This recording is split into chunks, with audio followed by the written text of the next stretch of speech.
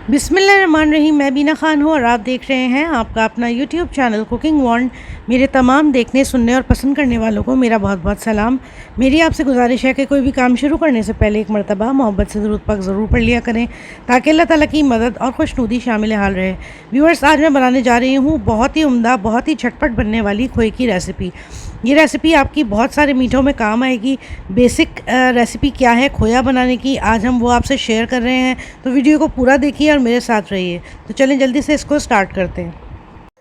तो भाई बिस्मिल्लाहिर्रहमानिर्रहीम से शुरुआत करते हैं। व्यूअर्स, यहाँ पर मैंने लिया है 2 टेबल स्पून के बराबर घी।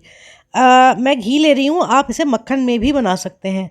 तो यहाँ पे 2 टेबल स्पून घी ले लेंगे और इस घी में को अच्छा सा मेल्ट करने के बाद थोड़ा सा जब ये गर्म हो जाएगा तो फिर हम इसके अंदर शामिल करेंगे 1 कप के बराबर दूध। दूध आप कोई सा भी इस्तेमाल कर सकते हैं। भैंस का दूध जो रेगुलर मिल्क आता है वो भी यूज़ कर सकते हैं और टेट्रा पैक मिल्क भी यूज़ कर सकते हैं। मैंने 1 कप दूध ले लिया है यहाँ पे, जो कि फुल फैट है। आप लो फैट से भी बना सकते हैं, लेकिन फुल फैट से ज़रा अच्छा और ज़्यादा अच्छा क्रीमी बनेगा। ये कप है जिससे मैंने नापा है, तो इसी कप से हम नाप के ये वाला दूध ले रहे हैं और आगे जाके भी जो हमें चीज़ें चाहिए होंगी इसी से हम नापेंगे, ठीक है। तो इसको मैं अच्छा सा मिक्स कर रही हूँ यहाँ पर। 1.5 से 2 मिनट इसको हमने मिक्स करना है थोड़ा सा। और मेक श्योर कि आपका जो फ्लेम है वो बहुत इम्पॉर्टेंट है। इस फ्लेम के ऊपर सारा दारोमदार है आपके एक खोए का। तो जनाब, फ्लेम हमें रखना है मीडियम लो के ऊपर। इससे ज़्यादा आंच मत बढ़ाइएगा। अगर आपने इससे ज़्यादा आंच बढ़ा दिया ना तो फिर आपके लिए मुश्किल हो जाएगा, खोया भी अच्छा नहीं बनेगा, जलने का भी ख़तरा रहेगा। तो ये बहुत सेफ़ साइड है कि आप इसको मीडियम लो फ्लेम पर ही पकाएं। तो जनाब, यहाँ पर ये अच्छा सा मिक्स हो चुका है।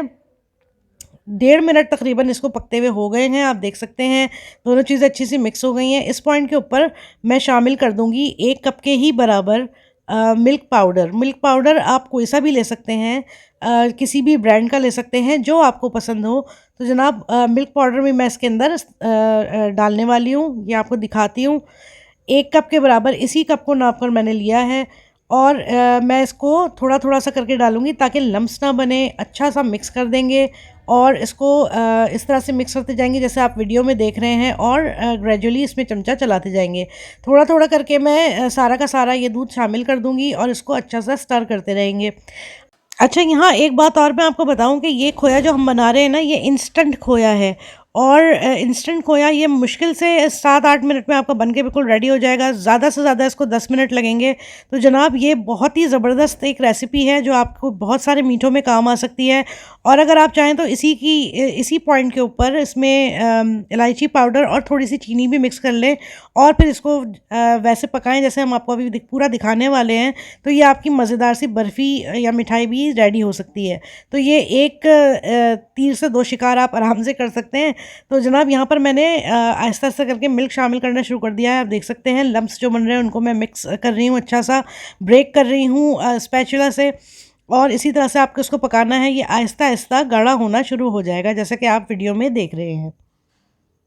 बस इसको पकाने के सेफ्टी मेजर्स यही हैं कि आप इसमें मुसलसल चमचा चलाएं और अपने फ्लेम को मीडियम लो पर रखें।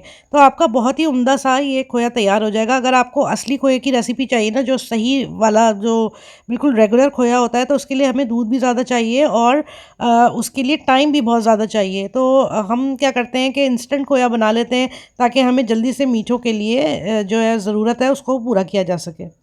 तो ये देखें भाई, हमारा जो खोया है ना वो आपने देखा था पहले बिल्कुल पेस्ट की सूरत में था और अब ये क्रीम की सूरत अख्तियार करता जा रहा है। तो यहाँ पर मैंने स्टेप बाय स्टेप आपको दिखाना है ताकि आपको बात समझ में आए और आप जब बनाएं तो आपको ये जहन में हो कि आपका खोया किन किन स्टेजेस से गुजर के बनना शुरू होगा। इसलिए ये सब कुछ दिखाना बेहद ज़रूरी है। मैं वीडियो को फास्ट फॉरवर्ड कर देती हूँ ताकि आपका टाइम बचे और आपको बात भी समझ में आ जाए। तो जनाब, यहाँ पर ये क्रीमी टेक्सचर इसने ले लिया है। इसको मज़ीद पकाना है। जब हमारा पैन इसको छोड़ने लगेगा तो इसका मतलब है हमारा खोया तैयार होने के मराहिल में है। तो ये देखें भाई, आप देख सकते हैं कि मैं यहाँ पर मुसलसल इस पे चमचा चला रही हूँ और यकीन करें ऐसी की तैसी हो गई हाथों की। तो लेकिन भाई रिज़ल्ट बड़ा अच्छा आया। तो मैं दिखाती हूँ आपको। यहाँ पर हमारा खोया हो गया बिल्कुल रेडी अल्लाह के हुक्म से। अल्लाह का लाख लाख शुक्र है भाई, ख़त्म हुआ ये मामला। आप देख सकते हैं कि कितने मज़ेदार इसके अंदर जो है वो दाना बन चुका है, और इस पॉइंट के ऊपर हम रोक देंगे, इसको ओवर कुक नहीं करेंगे। ये देखें दाना कितना उम्दा सा बना हुआ है। तो जनाब ये बिल्कुल रेडी हो चुका है। अब मैं इसको निकाल लेती हूँ, फिर फ्लेम को बिल्कुल बंद कर देती हूँ और आपको इसका फ़ाइनल लुक दिखा देती हूँ। चले भाई, इसको मैंने निकाल लिया है एक प्लेट के अंदर। आप देख सकते हैं दाना कितना बेहतरीन बना है इसका, जैसे खोए के अंदर होता है। लेकिन भाई ये है इंस्टेंट ही खोया।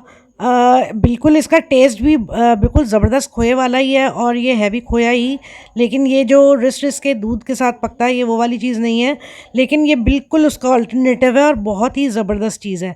तो जनाब ये यहाँ पर मैंने निकाल लिया है। थोड़ा सा मैंने इसको ऐसे ही डेकोरेट कर लिया था, ऐसी शुगल के लिए।